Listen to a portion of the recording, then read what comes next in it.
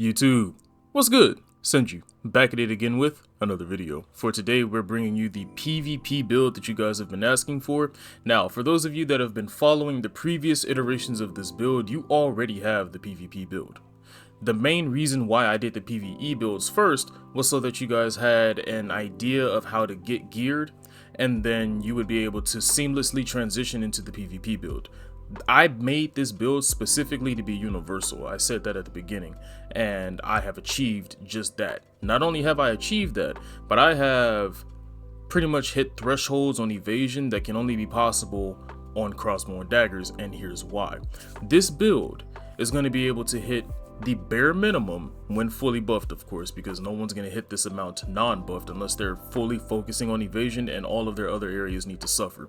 But if you're fully buffed, you, with this build, will be able to hit the bare minimum of 3k ranged evasion and 2.6k magic evasion. No build in the game currently, hit chance wise, can hit that amount. They just can't. So we are exceeding the necessary threshold, which pushes this build into preparation for future patches where new gear can drop and you can get higher hit chances or higher evasion chances. So in addition to that, you're looking at a fully buffed version of this build at 11.5k health, and you're gonna have around 800 ranged hit chance, 700 melee hit chance, and obviously your melee hit chance is also your magical hit chance. So without further ado, let's go ahead and let's hop over to max roll where I will show you how the build works. Alrighty, we have made it over to the PvP section. Now, for those of you that understand exactly what's going on, you already know. You have the PvP build. All you gotta do is just go ahead and get maybe 2 pieces of extra gear that I have finally been able to find and trade out your gear. That's it. That's all you have to do. Now, for those of you that are brand new to the channel and you have not seen this build, this is also your PvE build.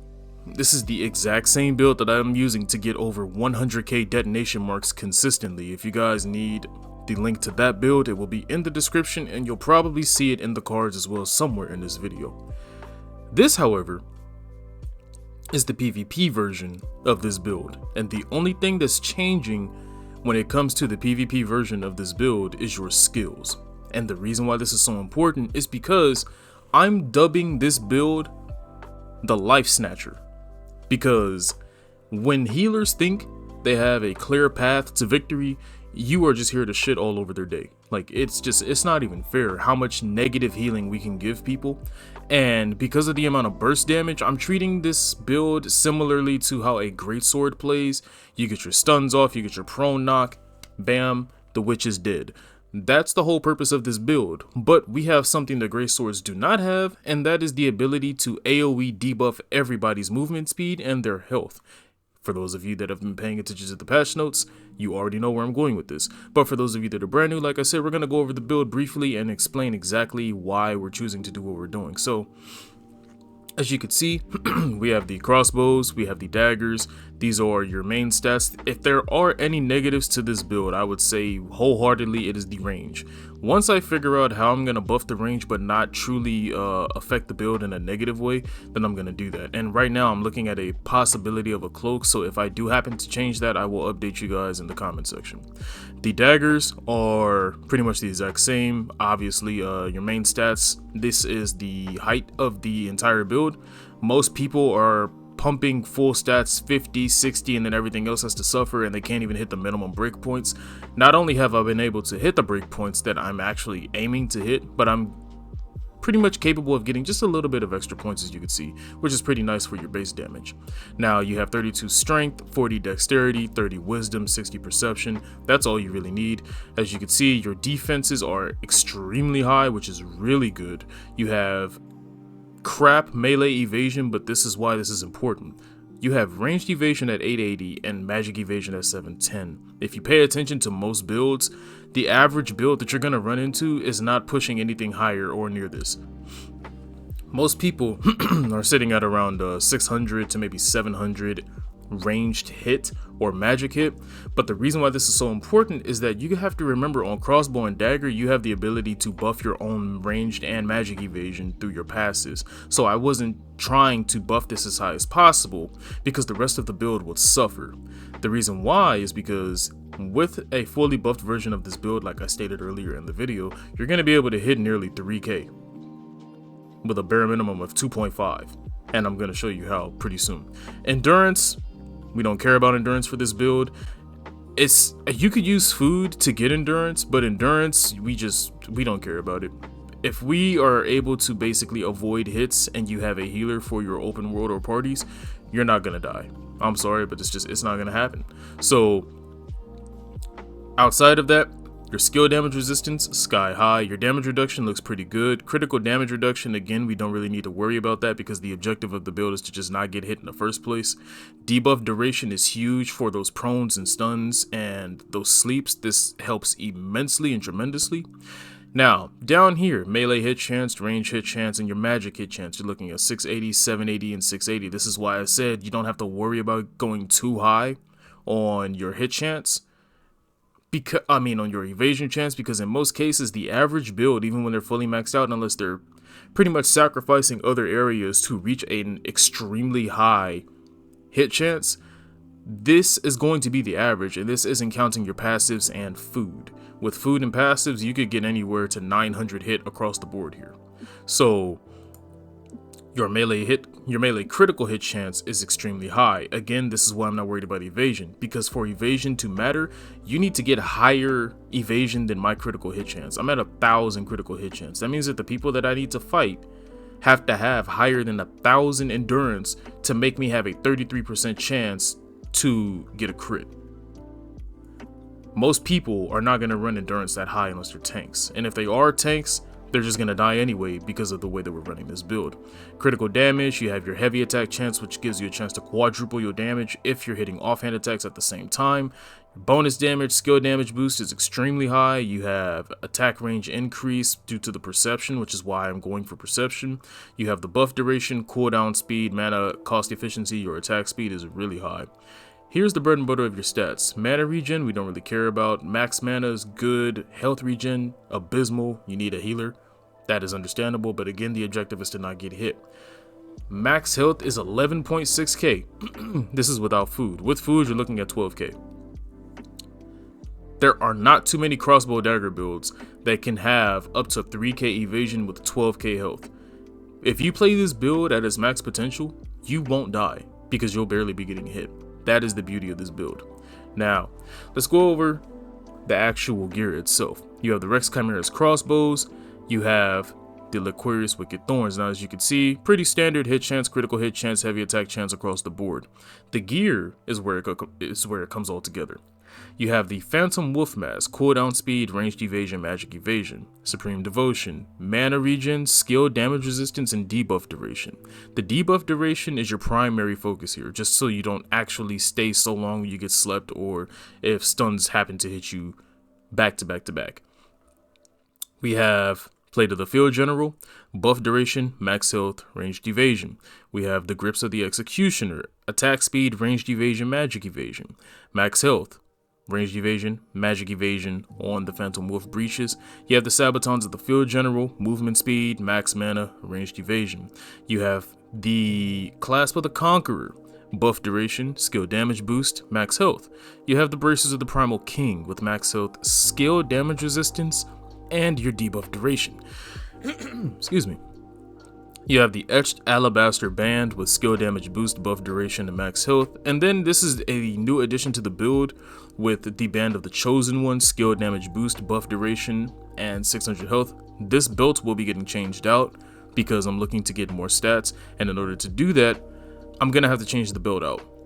Now, for now, if you have this belt, go ahead and keep it. It is not a bad belt. I'm just replacing it with a belt that's going to give you additional stat points and strength once I find one that's actually worth getting and pretty simple to get, so you don't have to waste a lot of money to get it.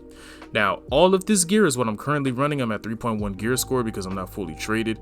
I'm at 55 perception myself in game, and currently the only thing that's really suffering for me, because again I'm not fully traded, is my evasion.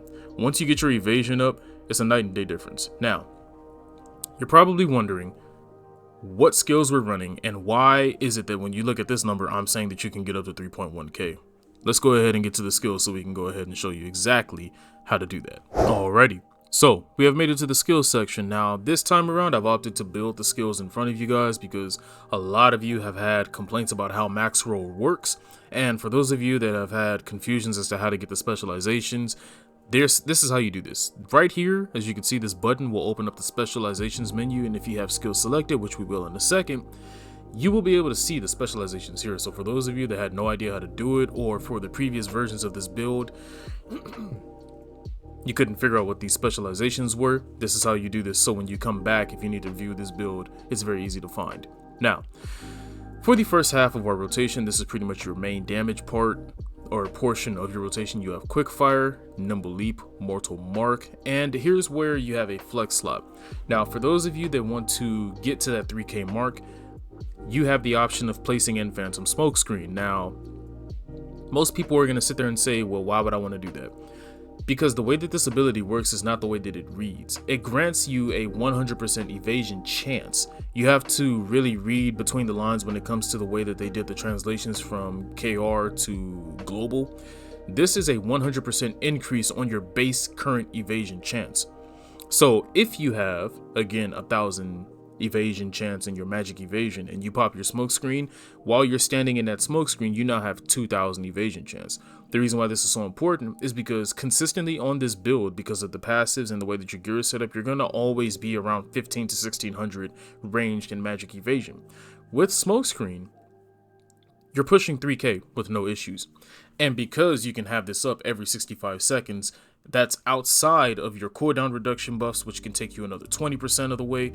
Or if you happen to have selfless diffusion up and you're getting hits, you can consistently get this thing up, which means within fights, if you really need it, if you happen to be getting bursted down by a longbow, you can pop this, stand there for a couple of seconds. You can even fight back. They can't do anything to you. Now, let's say you don't really care about the 3k evasion because no one's getting hit that high anyway. And on top of that, you're consistently at 15 to 1600 in this build. So it's going to be hard to kill you anyway, especially if you have a healer or you have a tank, right? Well, you are running knife throwing. That is what we're going with for this build, and I'll explain why once we get to the specializations. Now, for the second portion, you have Shadow Strike, that's your gap closer. Ankle Strike, that's your CC ability, your main CC ability. You have Cleaving Moonlight, which is additional damage. And then you have your Execute, which is Brutal Incision. For your pre-buff, which is what I like to call your pre-buff section, you have Camouflage Cloak, Mother Nature's Protest, Selfless Diffusion, and last but not least, Inject Venom. Now, you have a lot of flexibility when it comes to passives, and it is important to know exactly what you're going to do. So when it comes to passives, what I aimed to do was get you a balance of mobility, evasion, and damage. Now, here's how I'm currently running this, and here's how I recommend running this. You have this for your critical damage buff. You need that because of the way critical damage buffs work in this game. You have Shadow Walker. This right here is how you're consistently able to get up to 15 to 1600 magic evasion and ranged evasion, which is why you don't have to worry about speccing your gear so hard. If you're constantly using Nimble Leap, Cleaving Moonlight, if you're constantly using Camouflage Cloak, if you're constantly using Shadow Strike, you're always going to have this up because it lasts for 6 seconds, and that's not including your buff duration. Your buff duration will push this another 58% if you're running fully maxed out traits, which can get you all the way up to 10 seconds on Shadow Walker. It's almost impossible to not have this up at all times. So if you have a priority of what passive to level up, I would immediately level this up. Not to mention, with Shadow Walker, you get additional damage reduction, which is just further damage reduction on top of what you're already doing.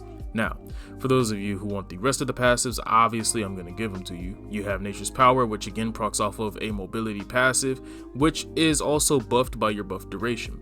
Then you're running Piercing Strike, Ambidexterity, and then you have another flex spot. Now, if you want even more evasion, you can run Detection. The problem with this is that this procs off of when you take damage and not when you deal damage. I prefer to have things proactive when I'm dealing damage, which is why I'm not running Detection. If you want to, you can. If you do not, then this is what you do. Assassin's Instincts to get more critical hit chance. And then I really enjoy Assassin's Step. For every kill that I get, or for every kill that my teammate gets within range, I get a movement speed boost. This is also buffed by your buff duration. This can go all the way up to at least 10 to 12 seconds of just free 30% movement speed, which is huge for chasing down people to get them a Shadow Strike. The amount of mobility and reposition that you have in this build is crazy.